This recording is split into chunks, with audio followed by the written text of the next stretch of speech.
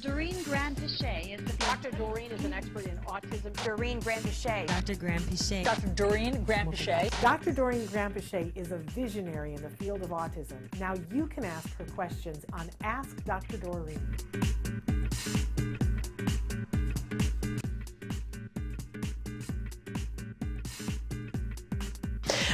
Parker is with us, and Parker says, here a question that I meant to ask weeks ago, but now I have the chance to ask it. My longtime gaming buddy got diagnosed with both late-stage brain and lung cancer. Parker, I'm so sorry, and is not expected to live very long. I'm not handling it well at all. Parker, my goodness, I don't know how you could. And he says, I cried over it multiple times. He said, my wish is for you to be happy. I can't fake happiness at all. What can I do? Sorry to ask for help with this. Parker, please don't be sorry. That's just devastating. It truly is devastating, Parker. I'm so sorry. It's just such a, I mean, there's no way to avoid grief when you have news like this, right? And Yes. I guess the only advice I can give you is to give yourself the time to go through the stages of grief and to, like, it's a horrible experience and we try to push down our feelings, but don't do that. The fact that you're actually crying over it multiple times is not a bad thing. Because you kind of have to go through all of these stages, you know, where you're in denial and then you kind of get angry about it, or you're bargaining and, you know, asking God for favors and all that. And ultimately you'll get to a point where you just accept that this is life. Life has an ending. People have different endings.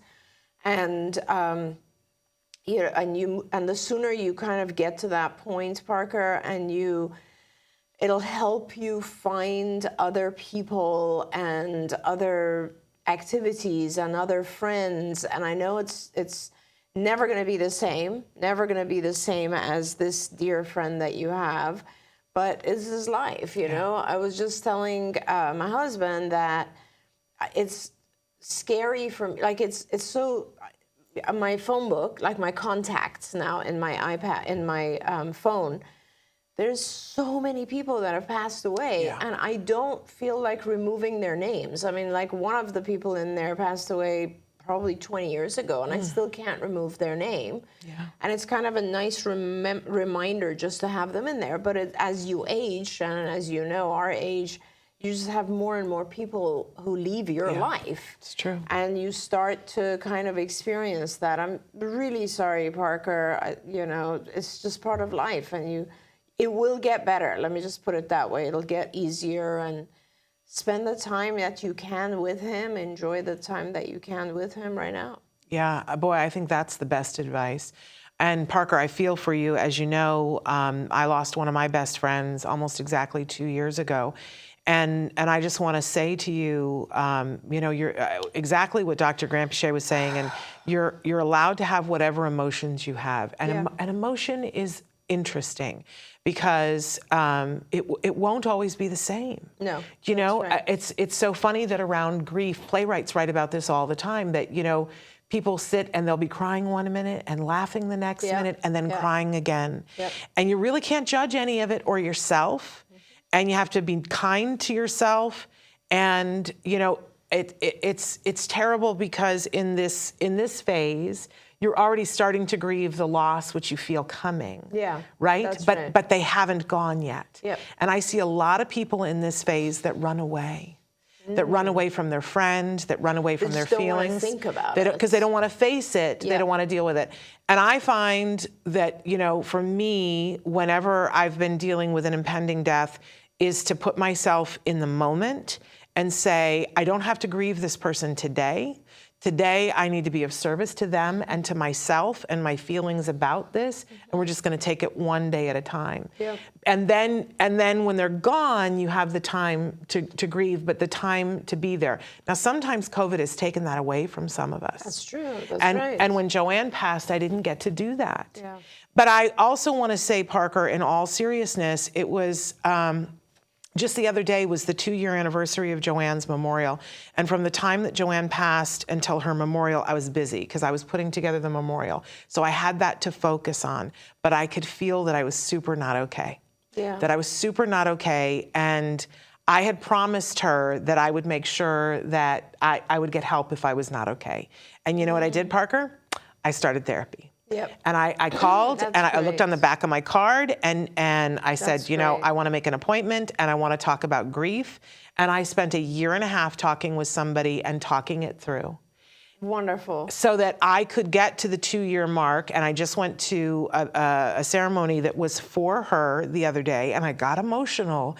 But I'm getting emotional now, but I could be emotional and think of it with love and not, it's like, it's a bruise that will never, ever go away. Never heals. But I take her with me. That's She's right. here in this studio. That's right. Her book is on that shelf over there. Yeah. She is with us as we've taken the show and we're starting to employ people on the spectrum to do the stories from the spectrum. Don't kid yourself. That's her. Yep. Being in our hearts.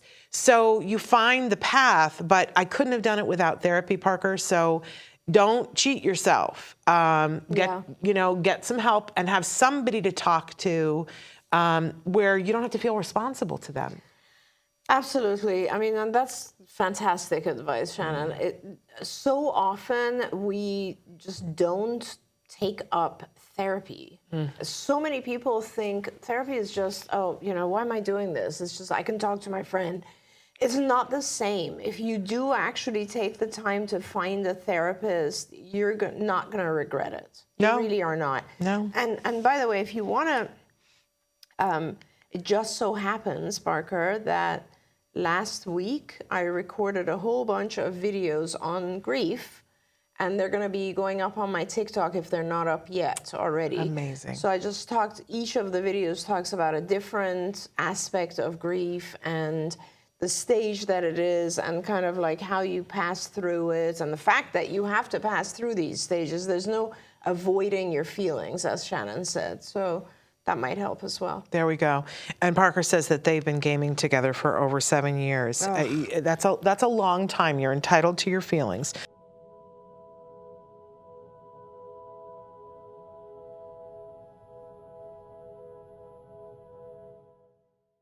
If you found anything helpful in this video, please give us a like. In fact, make sure that you smash that subscribe button on YouTube and give us a like on Facebook. You can also follow us on Twitter and Instagram for important updates. And please download our free podcast wherever you get your podcasts. See you next time. Until then, give your kiddos a hug from me and one for you too. Bye-bye for now. To subscribe, click here. And if you'd like to check out some more of our videos, click here. Don't forget, you can watch Ask Dr. Doreen live every Tuesday morning at 10 a.m. Pacific time on autism-network.com. We hope to see you there.